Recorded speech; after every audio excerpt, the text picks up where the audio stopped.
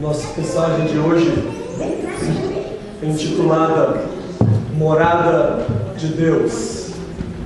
Morada de Deus. O texto se encontra no livro de Efésios, no capítulo 2, versículo 19 até o versículo 22. Efésios 2, 19 a 22. Diz o seguinte a palavra do Senhor: portanto, vocês já não são estrangeiros nem forasteiros, mas concidadãos dos santos e membros da família de Deus, edificados sobre o fundamento dos apóstolos e dos profetas, tendo Jesus Cristo como pedra angular, no qual todo edifício é ajustado e cresce para tornar-se um santuário santo do Senhor. Nele, vocês também estão sendo edificados juntos para se tornarem morada de Deus por seu Espírito. Amém.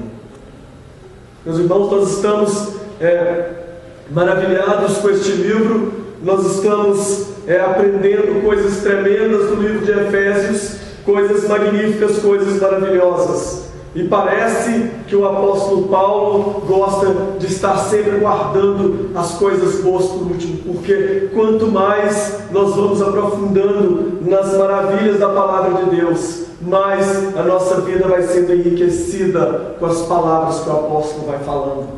Na semana passada, nós aprendemos que antes eu e você, nós éramos estrangeiros, nós éramos alheios, nós éramos aliens, nós não participávamos, nós não tínhamos conhecimentos das alianças de Deus, nós não tínhamos conhecimento de Deus, nós não tínhamos conhecimentos de Cristo Jesus.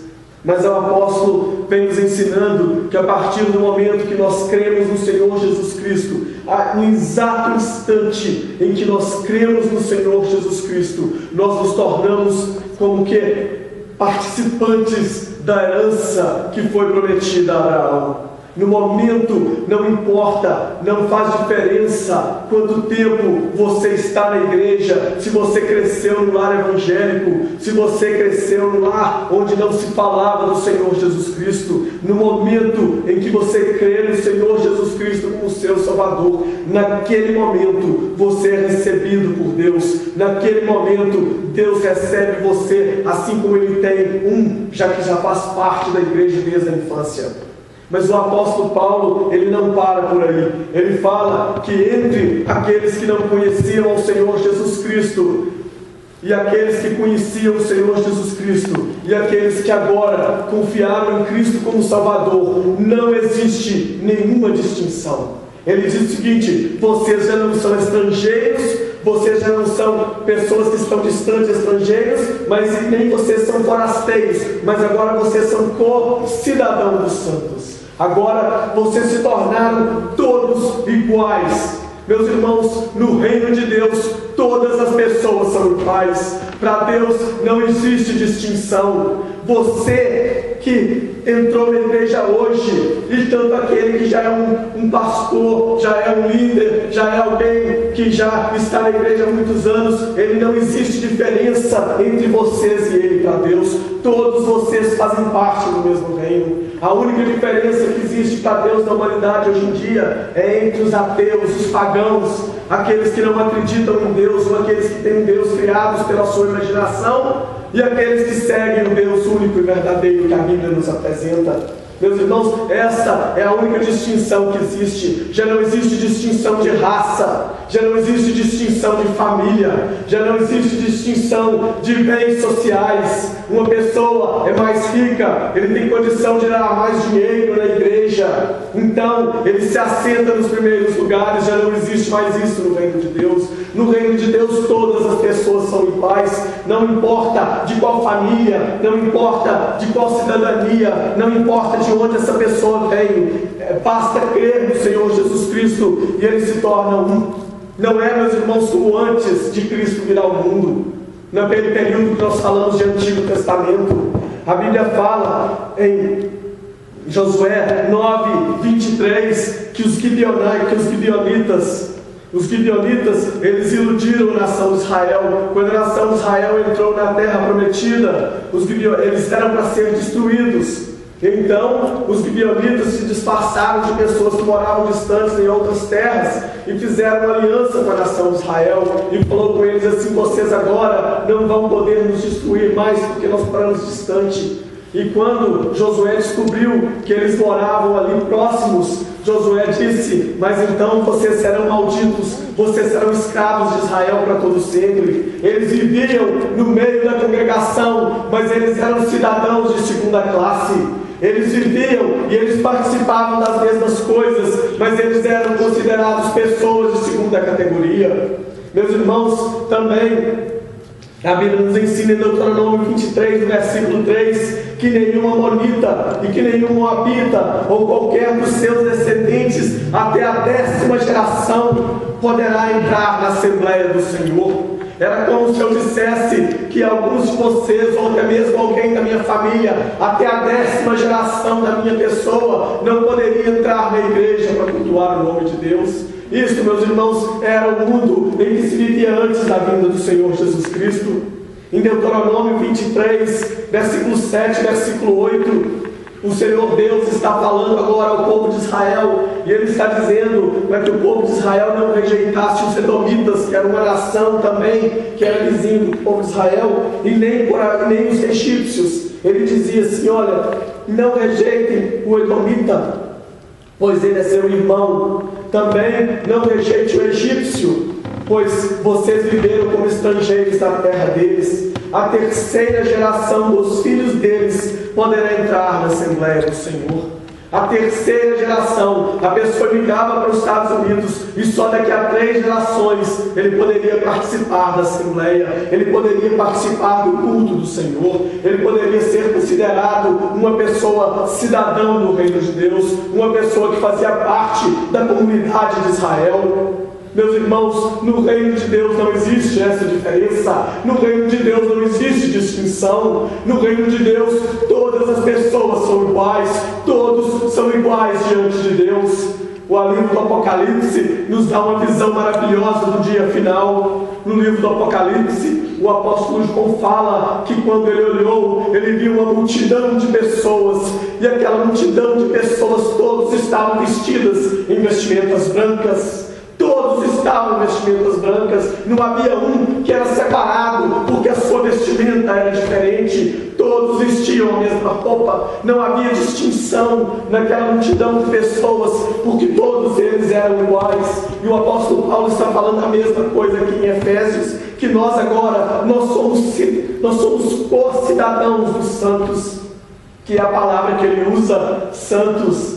Nós agora somos santos. Todos aqueles que creem no Senhor Jesus Cristo, eles não são meio santos. Eu sou um pouquinho santo, mas existe alguém nessa igreja que deve ser mais santo do que eu. Meus irmãos, as igrejas oferecem deuses para as pessoas, aonde uma pessoa que chegou na igreja agora tem que pedir oração a uma outra pessoa, porque ele não sabe que ele tem o mesmo acesso a Deus que outras pessoas têm. Eu lembro quando essa igreja começou, e eu já contei esse exemplo para os irmãos algumas vezes. Uma irmã amada veio de outra igreja e ela, depois do culto, ela pediu se eu podia orar por ela, e eu falei: eu posso, irmão, posso orar por você sim. E ela ajoelhou na minha frente, eu tomei um susto. Eu falei: não, minha irmã, pelo amor de Deus, não faz isso, fica do meu lado. Ela falou assim: eu vou ajoelhar aqui. Eu falei: não, se você for ajoelhar, eu vou ajoelhar também. E eu ajoelhei do lado dela e eu orei. Acho que ela não ficou muito satisfeita não, porque eu acho que ela estava na expectativa de que havia alguns poderes especiais na minha pessoa, de que havia alguma graça maior na minha pessoa, que eu poderia talvez ter um acesso mais direto a Deus do que ela, porque eu era pastor. Meus amados, a Bíblia não deixa nada que nos deixa por um sequer momento pensar algo como isto. Nós lemos das Escrituras a respeito de Abraão, a respeito de Isaac, a respeito de Noé, a respeito de Daniel, homens tremendos na presença de Deus. Nós lemos a respeito de Paulo, esse servo de Deus, que embora foi um grande homem, principalmente naquilo que se fala, a pregação do Evangelho, o estabelecimento do reino de Deus no nosso mundo hoje em dia, e ele se considerava um dos melhores de todos os menores.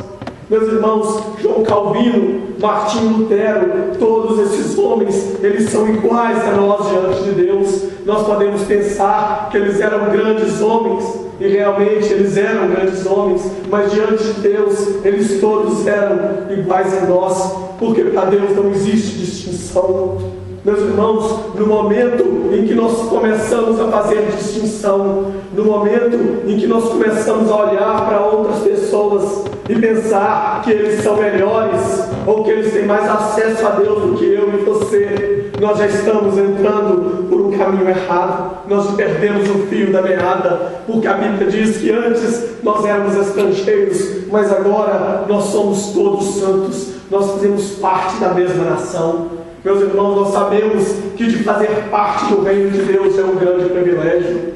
Fazer parte do reino de Deus já é estar próximo de Deus, já é poder usufruir da presença de Deus, é nós sabermos que Deus está próximo de nós, Deus está ali, nós temos acesso a Ele livremente, porque nós fazemos parte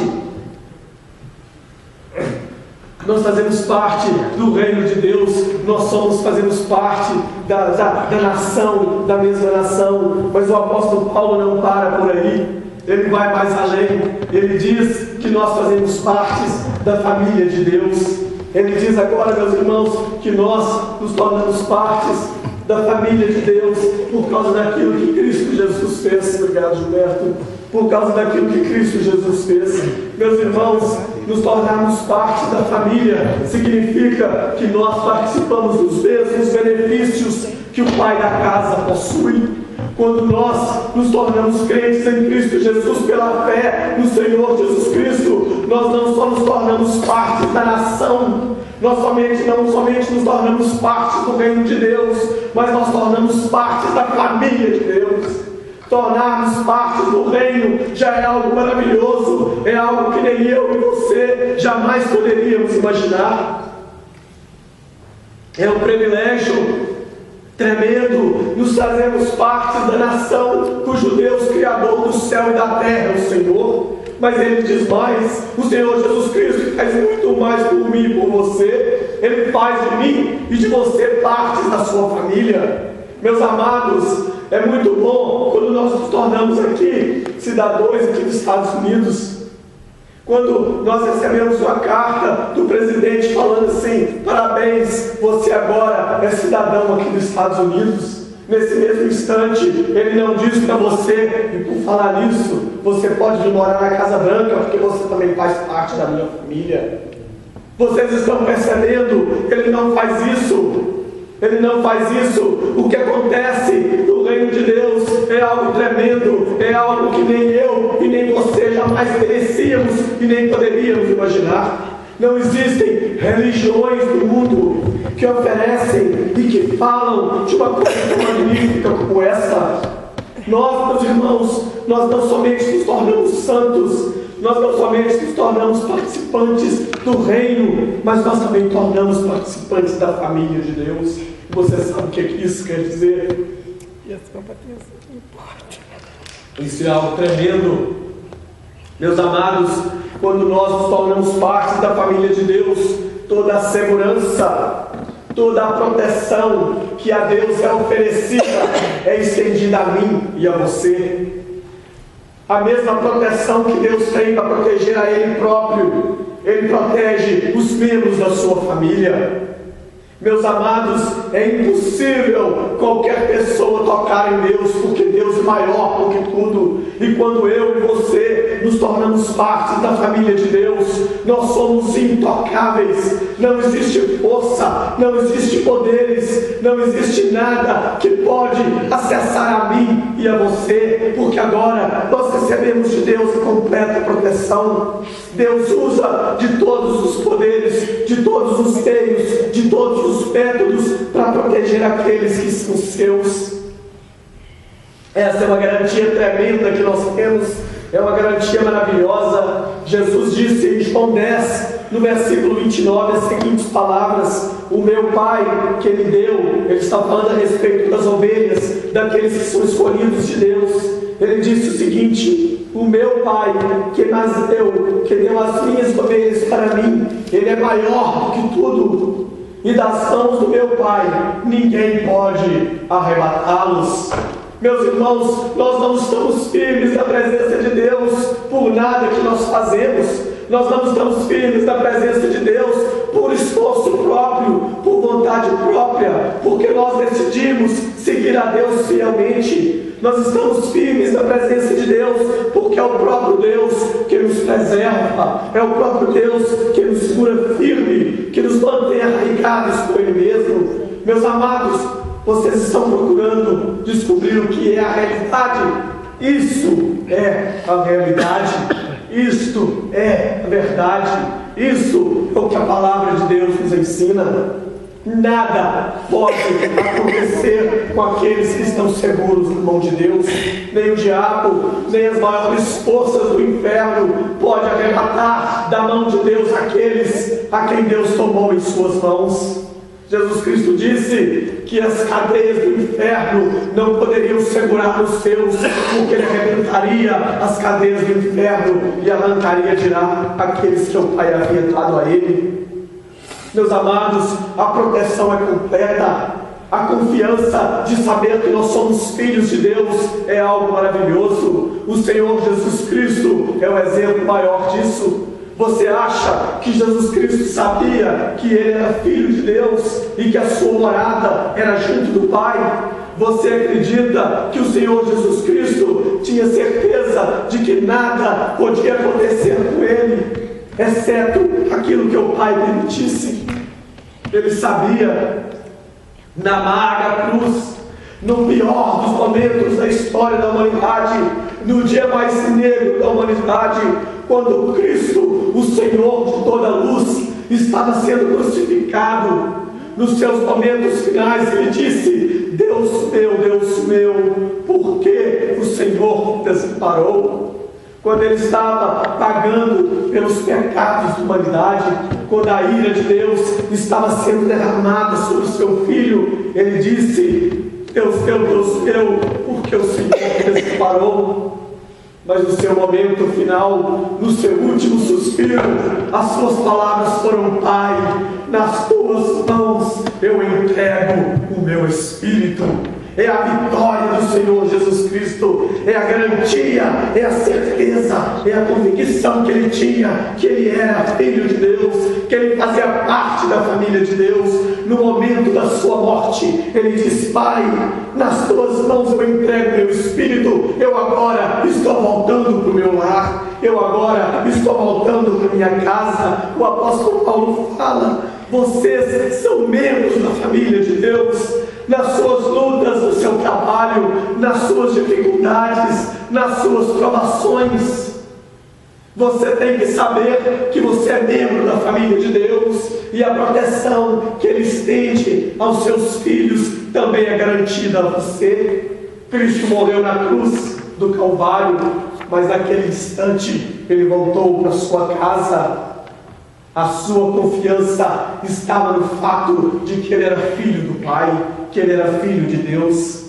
Em Romanos 8, versículo 38 e 39, o apóstolo Paulo fala as palavras mais lindas do Evangelho, as palavras mais lindas das Escrituras. Ele diz o seguinte: pois eu estou certo, pois eu estou convencido de que nem a morte, nem a vida, nem os anjos, nem os demônios, nem o presente, nem o futuro, nem quaisquer poderes, nem altura, nem profundidade, nem qualquer outra coisa da criação será capaz de nos separar do amor de Deus Pai que está em Cristo Jesus nosso Senhor. Aleluia, aleluia.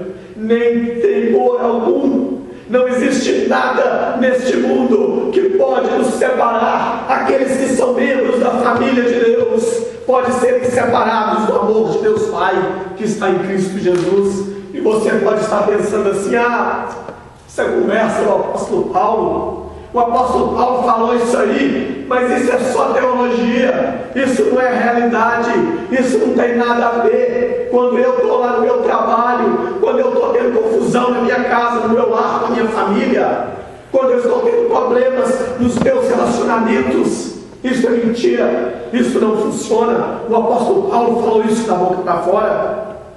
Mas, meus irmãos, isso não é teoria, isso é realidade na vida do apóstolo Paulo. O apóstolo Paulo estava em Roma, prestes a ser morto. Ele estava nos seus últimos dias de vida, quando ele escreveu a sua segunda carta a Timóteo. E no Timóteo, 2 Timóteo 1, versículo 12, ele escreve as seguintes palavras para Timóteo. Ele diz o seguinte: por esta causa também sofro, mas não me envergonho, porque sei em quem tenho crido. Eu também sofro, mas eu não me envergonho, porque eu sei em quem eu tenho crido. E eu sei, e eu sou bem certo de que Ele é poderoso para guardar o que a Ele confiei até o dia final. Meus amados, isso é algo tremendo, isso é algo maravilhoso. O apóstolo Paulo tinha experiência, ele tinha convicção plena de que Deus era poderoso o suficiente para cumprir a sua promessa e para honrar a fé do apóstolo Paulo. Meus irmãos, ele nos dias da sua morte, ele fala isto, que ele sabia, ele estava prestes a morrer, e ele estava pronto para morrer, porque ele sabia em quem ele cria. Isso, meus irmãos, é fazer parte da família de Deus. Isso é ser um cidadão do reino dos céus. Isso é você fazer parte do corpo, é você ser parte do corpo, é você ser corpo. O corpo, ele é construído por santos. O corpo de Deus, o corpo de Cristo. Ele diz mais, o apóstolo Paulo diz que nós fomos edificados na fundação dos apóstolos e dos profetas. Ele diz isso no versículo 20. Porque nós fomos construídos na fundação. Meus amados, a igreja do Senhor Jesus Cristo, ela é construída na fundação do apóstolo e dos profetas. E eu vou, antes de entrar nesse assunto, eu quero falar para vocês de antemão que a fundação é o Senhor Jesus Cristo próprio. Mas ele diz que ele foi construído na fundação dos apóstolos e dos profetas, e eu vou entrar um pouco em teologia com vocês aqui. Se tiver alguma dúvida, podem perguntar depois aí embaixo. Existe um grande debate na teologia entre os teólogos a respeito do que o apóstolo Paulo está falando. Se ele está falando dos profetas do Novo Testamento ou dos profetas do Antigo Testamento, porque ele usa a palavra apóstolo em primeiro lugar. Alguns teólogos, dos quais eu não faço parte, acreditam que o apóstolo Paulo está falando de uma forma cronológica, mas eu não penso dessa maneira. Eu não estou nem aos pés de poder debater com nenhum deles, mas eu posso falar para os irmãos por quê. Eu não acredito, eu acredito que o apóstolo Paulo está falando em questões de preeminência.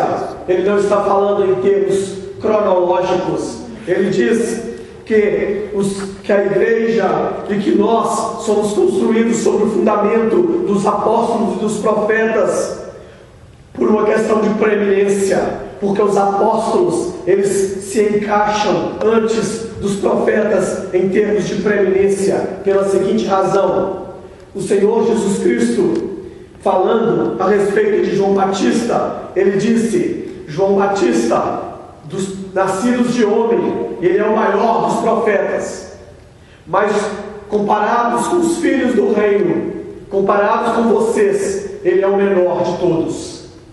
O que o Senhor Jesus Cristo estava falando é que todos os profetas do Antigo Testamento, eles estavam olhando para um futuro, na expectativa do Messias. Eles escreviam a respeito do Senhor Jesus Cristo, mas eles aguardavam ansiosos a quem aquele viria. Eles sabiam quando ele viria, eles sabiam de qual família ele viria, da descendência de quem, eles sabiam da sua existência, do seu sofrimento, da sua morte. Os profetas do Antigo Testamento sabiam de todas essas coisas, mas eles estavam distantes do Senhor Jesus Cristo. Eles estavam olhando para um futuro. Mas agora, os apóstolos e João Batista, eles estão presentes, eles estão juntos do Senhor Jesus Cristo. Vocês estão entendendo a preeminência dos apóstolos diante dos profetas? Aquele dos quais os profetas pregavam a respeito, agora está sendo tocado pelos apóstolos, está sendo visto pelos apóstolos face a face.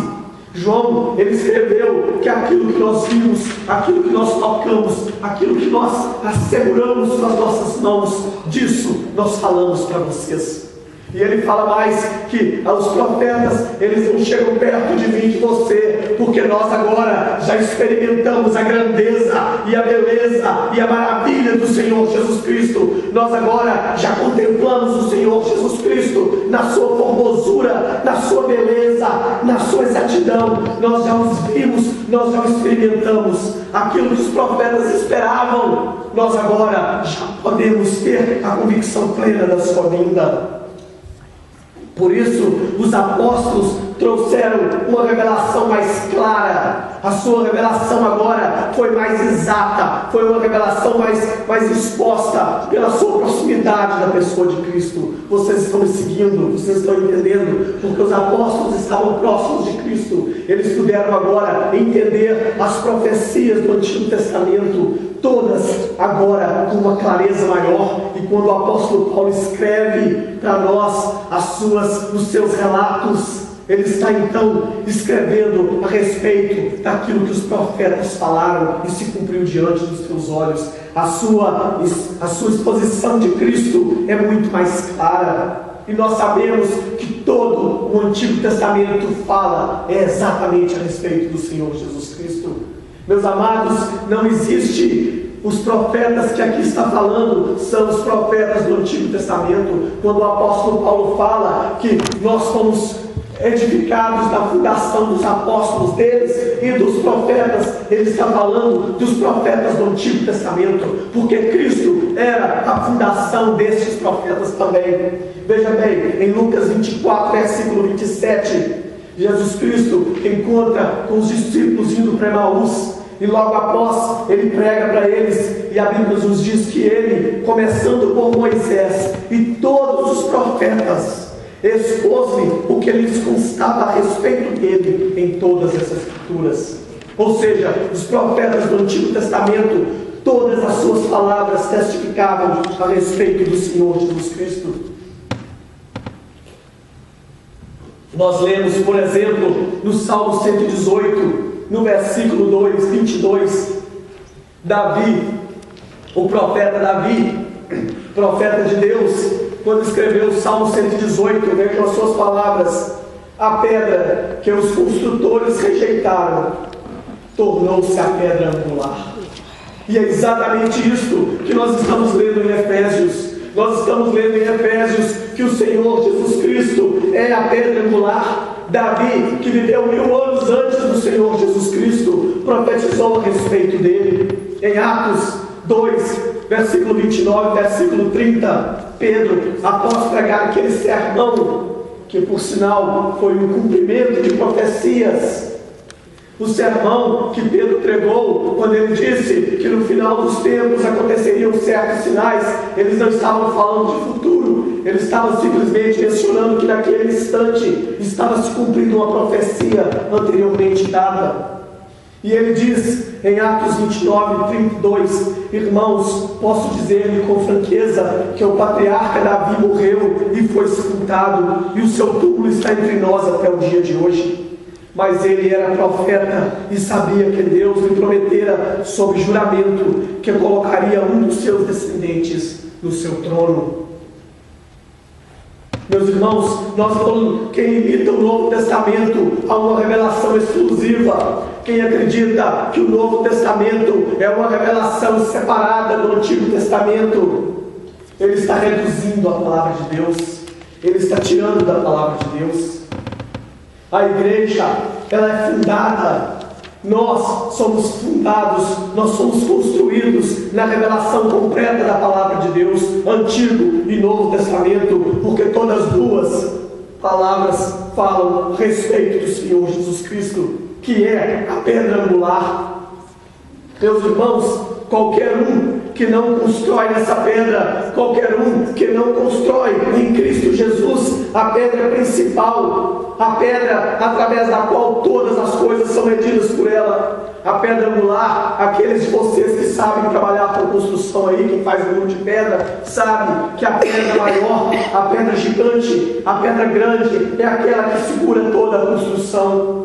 A pedra angular, nas construções antigas, ela era uma pedra imensa que era colocada no ponto exato, aonde todas as divisões eram feitas e todas elas permaneciam firmes, exatamente por causa daquela pedra. A nossa vida, nós, a Igreja de Cristo, nós os crentes em Cristo, somos construídos em Cristo Jesus, na fundação que foi colocada pelos apóstolos e pelos profetas do Antigo Testamento. Construir fora de Cristo é construir em areia movediça. Se nós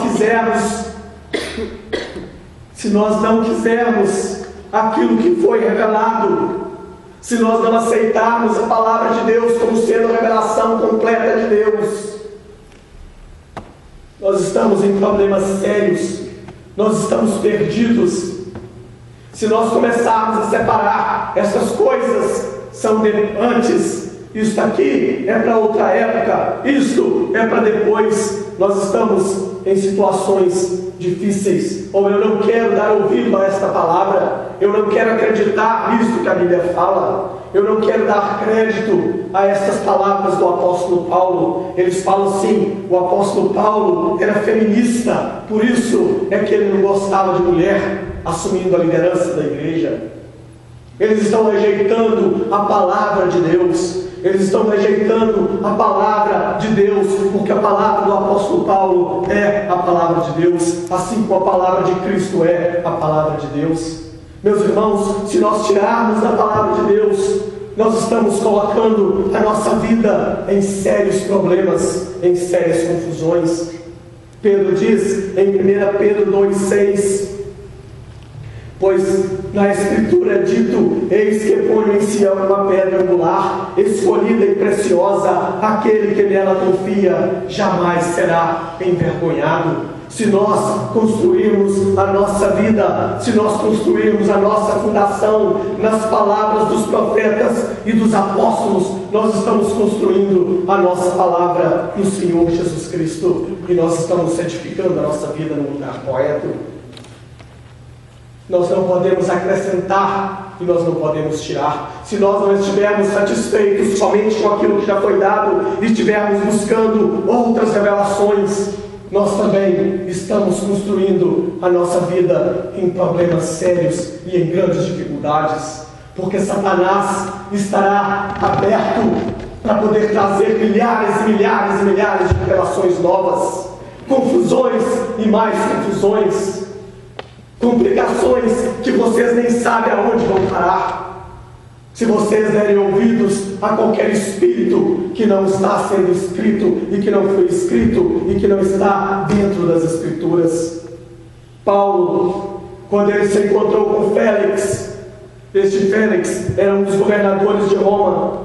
Paulo, quando se encontrou com Félix, em Atos 24:14, ele diz: confesso-te, porém, que adoro Deus dos nossos antepassados como seguidor do caminho, a quem chamam seita. Creio em tudo o que concorda com a lei e no que está escrito nos profetas. Meus amados, o apóstolo Paulo não trouxe revelação nova. O que está escrito no livro de Efésios não é nova revelação, são revelações que estão arraigadas nas palavras do Antigo Testamento e dos profetas. Nós veremos isso daqui a pouco.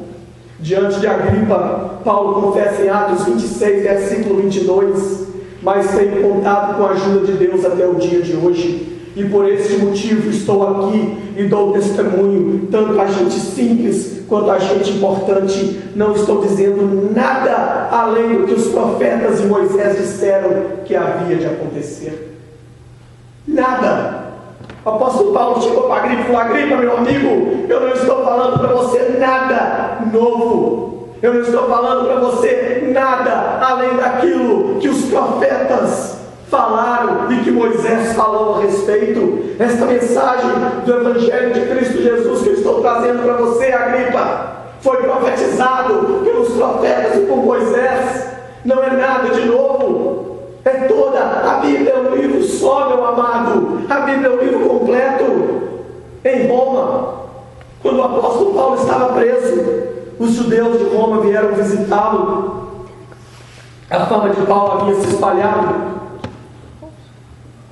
E antes dele chegar em Roma, os judeus que sabiam a respeito dele, das confusões que ele andava aprontando, e em Atos 28 e 23 nós lemos: assim combinaram, os judeus combinaram encontrar-se com Paulo em dia determinado, indo em grupo ainda mais numeroso ao lugar onde ele estava. Desde manhã até a tarde, Paulo lhes deu explicações e lhes testemunhou do reino de Deus, procurando convencê-los a respeito de Jesus, com base na lei de Moisés e nos profetas. O Cristo que nós adoramos, o Cristo que nós servimos, Ele é o Cristo que foi anunciado há milhares de anos atrás. Uma pessoa que é incrédulo, ele é incrédulo porque ele é arrogante. Uma pessoa que não acredita no Senhor Jesus Cristo, ele não acredita no Senhor Jesus Cristo porque ele é um idiota arrogante. Paulo não estava introduzindo novas ideias, estava tudo dentro das Sagradas Escrituras, que haviam sido escritas pelo menos 1400 anos antes do Senhor Jesus Cristo. Não existe, meus irmãos, nada sólido fora das Escrituras. Você não pode encontrar regra para a sua vida fora da palavra de Deus. Não vá confiar em palavras de homens que têm revelações especiais para você. Acredita naquilo que a Bíblia fala. Eu já vi pessoas profetizando casamento de homem que era casado no Brasil. Eu já vi. Meus amados, não confiem nas palavras, confiem nas Sagradas Escrituras. Só existe uma verdade, e é a palavra de Deus, e não existe nada além das Escrituras. A revelação de Deus, ela não é subjetiva, ela não é a minha intuição. Eu penso que isso é de Deus, eu acho. O pastor falou algumas palavras bonitas e você fala assim: ai, eu senti no meu coração que aquilo é de Deus. Não é assim no reino de Deus. As palavras de Deus são objetivas, elas são claras e elas são escritas preto no branco. São 10 os mandamentos, não são 11 nem 12, são 10. Eles são objetivos. Elas não são de acordo com a minha mente, de acordo com o meu pensamento. O Espírito falou comigo, eu acho que é assim, eu sinto que é assim. Não, é claro, a palavra de Deus é clara, ela é objetiva. Muitas vezes, é claro, nós estamos em dificuldades e vem no nosso coração as palavras de Deus, aquelas palavras que nós lemos: eu estarei contigo, não temas. Ser forte e corajoso, né? Nós estamos nas horas de dificuldade, aí no nosso coração nós lembramos as palavras de Deus que falam assim: não temas, eu vou contigo. Ser forte e corajoso, não te mandei eu, pode ir, né? Mas não é nada além daquilo que as Escrituras nos ensinam. A revelação de Deus, ela é objetiva, ela foi registrada naquilo que Deus guardou como Escritura para nós. Só existe uma verdade, e cortar ela é estar em sério risco. É como se você, esses desenhos animados, né? Que o Roadrunner, né? Como é que é o Roadrunner? Bibi, aquele Roadrunner. Vocês lembram do Roadrunner? O coiote que corre atrás do. O coiote, né? Ele coloca uma prancha, né, de um lado da montanha e do outro lado da montanha. Aí ele começa a pegar, vai lá e serra ela, daqui a pouco ele lembra que ele serrou com o cara lá embaixo. Aqueles que tiram da palavra de Deus, aqueles que aumentam da palavra de Deus, eles colocaram uma prancha desse tamanho. Aí eles começam: deixa eu tirar um pedaço aqui, colocar naquele lado ali, deixa eu tirar outro pedaço aqui, colocar ali. Eles estão colocando a sua vida em riscos tremendos. Só existe, meus amados, uma fonte de revelação, e é a palavra de Deus, e nela você pode confiar com certeza e segurança. O apóstolo Paulo continua falando que nós somos cidadãos do reino de Deus. Nós somos partes da família de Deus. Aí ele não para, aí ele fala: nós fomos construídos em cima da fundação dos apóstolos e dos profetas. Aí no versículo 22, 21 e 22, para poder acabar, né, o capítulo 2 de Efésios, ele fala, os dois versículos ele fala a mesma coisa. Ele fala a mesma coisa nos dois versículos. Ele diz o seguinte, versículo 21 e 22: no qual todo edifício ajustado e cresce para tornar-se um santuário santo no Senhor. Santuário santo no Senhor. Ok? Ponto. Aí versículo 22: nele vocês também, sendo edificados juntos, para se tornarem morada de Deus, através do Espírito Santo. Meus amados, moradas de Deus. Nós somos feitos morada de Deus. Deus habita em nós. Essa é uma promessa do Antigo Testamento. É uma promessa que foi feita no Antigo Testamento, que Deus habitaria no nosso meio, que Deus faria morada em nós. Nós, eu e você, somos moradas de Deus, somos a morada do Altíssimo.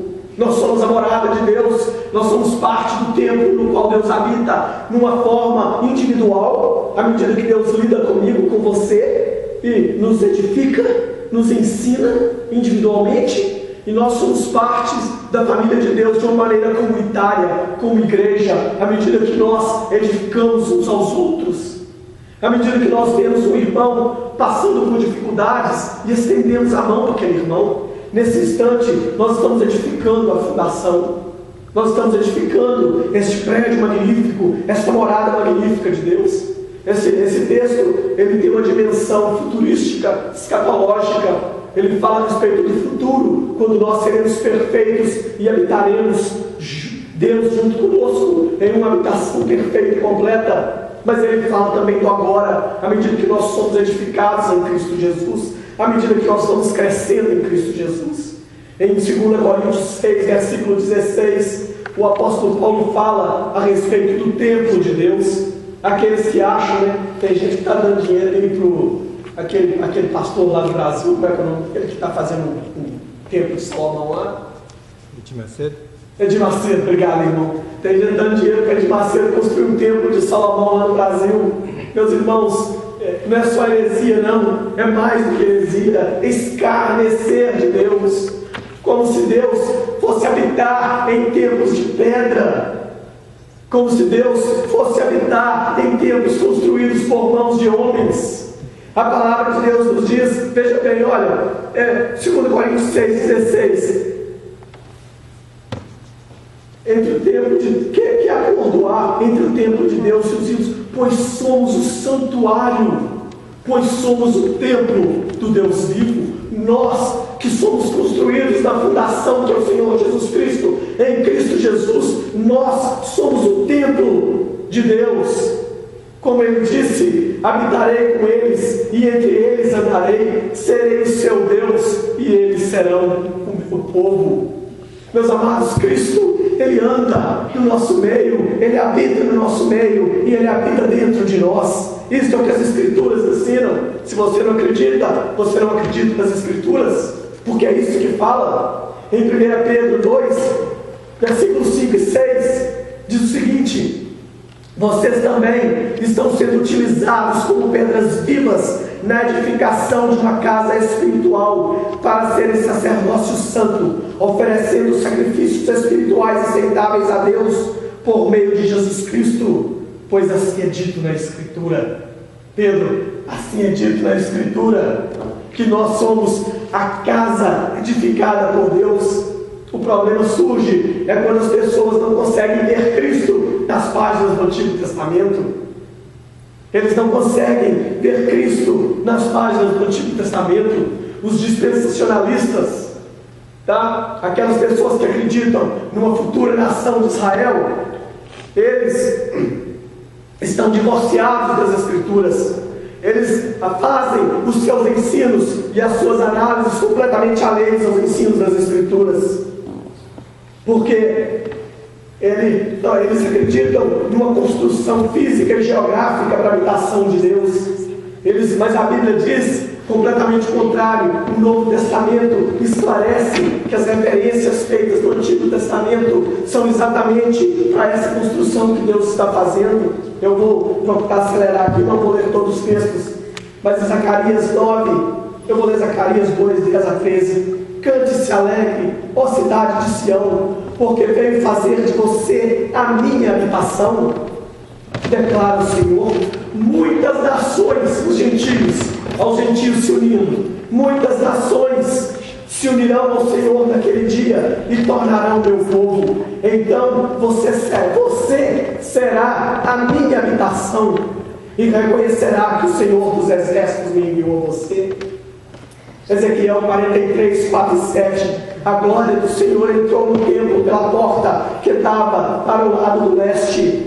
Então o Espírito pôs-se em pé e me levou para dentro do pátio interno, e a glória do Senhor encheu o templo. Enquanto o homem estava ao meu lado, ouvi alguém falando comigo dentro do templo. Ele disse: Filho do homem, este é o lugar do meu trono e o lugar para a sola dos pés. Aqui viverei para sempre entre os israelitas. A nação de Israel jamais contaminará o meu santo nome, nem os israelitas, nem seus reis, mediante a sua prostituição, e os ídolos sem vida, e os seus reis, os seus santuários dos seus montes. Não é geográfica, em Deuteronômio 32, 9, pois o Senhor, preferido do Senhor, é este povo, Jacó é a minha herança que ele coube. Meus amados, nós somos a herança de Deus, nós somos a habitação de Deus. Em Êxodo 34, 9, Senhor, se de fato me aceitas como agrada, que o Senhor nos acompanhe, mesmo sendo este um povo obstinado, perdoa a nossa maldade, o nosso pecado, e faz de nós a tua herança, faz de nós a tua possessão, faz de nós aquele que o Senhor possui. Zacarias fala de um renovo, no capítulo 6, 12 e 15, Antigo Testamento novamente. Diga-lhe que assim diz o Senhor dos exércitos: aqui está o homem cujo nome é Renovo, e ele será do meu lugar e construirá o templo do Senhor. Ele construirá o templo do Senhor, será revestido de majestade e se assentará no meu trono para governar. O renovo assentará no meu trono para governar, Cristo Jesus. Ele será sacerdote do trono, Cristo Jesus, o sacerdote, e haverá harmonia entre os dois. A coroa para os... Continua, e no versículo 15 ele fala: no templo do Senhor, gente de longe, novamente os gentios, virá para ajudar a construir o templo do Senhor. Então vocês esperam que o Senhor dos exércitos enviou vocês novamente. Em Isaías 11, 1, um ramo surgirá do tronco de Jacó, e as suas raízes brotarão um renovo. Novamente, referência ao Messias. Isaías 53, versículo 2, ele cresceu diante dele como um broto terro, como a raiz de uma terra seca. Novamente um renovo. Esta, meus amados, é a mesma mensagem do livro de Efésios. Isto é o que o apóstolo Paulo está falando em Efésios, que nós nos tornamos morada de Deus, nós somos o templo no qual Deus habitará para sempre. Deus jamais vai habitar em outro templo feito por mãos humanas. Deus agora habita dentro de nós, Ele habita junto conosco, Ele caminha conosco. Os apóstolos concordavam com essas palavras. Eu não estou falando nada de novo. Os apóstolos concordavam. Quando os gentios começaram a entrar para a igreja, quando eu e você começamos a fazer parte do reino de Deus, o povo de Israel ficou confuso, e eles falaram assim: vamos fazer uma assembleia, vamos ver o que está acontecendo. E eles chamaram Paulo e Silas para poder dar testemunho do que estava acontecendo. E Paulo e Silas falaram de como os gentios estavam aceitando o Evangelho, como que eles estavam entrando para o reino de Deus. E Pedro, então, faz um discurso a respeito daquele acontecimento que ele também tinha experimentado na casa de Cornélio. E aí, Tiago levanta e fala assim, no versículo 15 e 16 de Atos 15: concordam com isto as palavras do profeta, conforme está escrito: depois disso voltarei e reconstruirei o templo caído de Davi, reedificarei as suas ruínas e a restaurarei. Tiago, vendo a chegada dos gentios, ele falou assim: é o templo que está sendo construído, é o templo de Deus que está sendo construído, é a habitação do Altíssimo. Chegou o tempo, chegou o dia da oportunidade, chegou o dia em que o povo de Deus se reunirá em todo o canto da terra, para que Deus venha habitar conosco, no nosso trabalho, nos nossos relacionamentos, nas nossas lutas, nas nossas dificuldades. Emmanuel, Deus conosco. Nessa comemoração de Natal, Emmanuel, Deus conosco, Deus habitando no nosso meio, dentro de nós, morada do Altíssimo. Meus amados, nós não precisamos esperar a construção de um templo. Nós não precisamos esperar a construção de um templo de pedra, nem lá em São Paulo, no Rio, nem em Jerusalém, porque nós somos o templo, nós somos a habitação de Deus. Cristo tabernaculou, a mesma palavra usada para templo, tabernáculo, foi a palavra usada para a encarnação do Senhor Jesus Cristo. Cristo tabernaculou no nosso meio e agora nós tabernaculamos com Ele.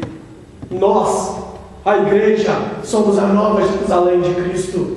Nós crescemos em perfeição diante de Deus, todos ajustados, todos encaixados como pedras vivas, sendo construídos para a habitação de Deus. Ninguém maior do que ninguém, ninguém melhor do que ninguém com mais importância do que ninguém, todos em igual importância, todos parte do corpo, todos habitação morada, firmados na fundação dos apóstolos e dos profetas. Meus amados, saiam daqui hoje com essa convicção no coração de vocês.